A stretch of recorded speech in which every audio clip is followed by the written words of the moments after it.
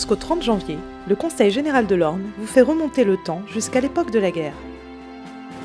La guerre dans la bande dessinée avec l'exposition Bulles de guerre à l'hôtel du département.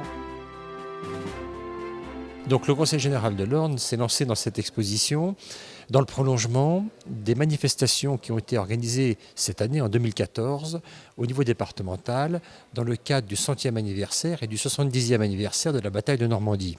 Donc nous pensions qu'il était intéressant de proposer aux Ornais et aux Ornaises une exposition un petit peu originale dans le sens où elle est traitée de façon de la bande dessinée, mais également avec les technologies modernes de la communication que nous connaissons aujourd'hui, pour apporter un éclairage disons, différent et complémentaire de ce que nous avons pu vivre cette année. Plus d'une vingtaine d'auteurs sont rassemblés à travers leur œuvre dans cette exposition.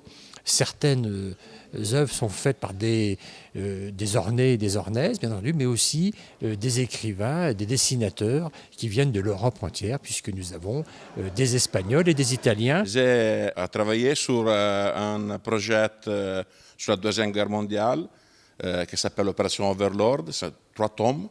Une expérience très intéressante parce que je suis passionné d'histoire et j'ai eu l'occasion de travailler pour ma passion.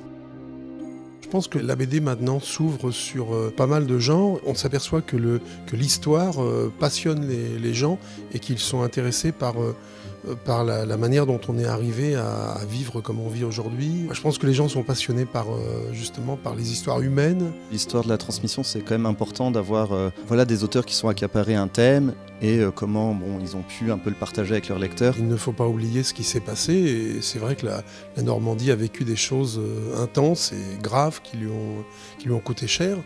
Et c'est des choses qu'il faut conserver comme un patrimoine en fait.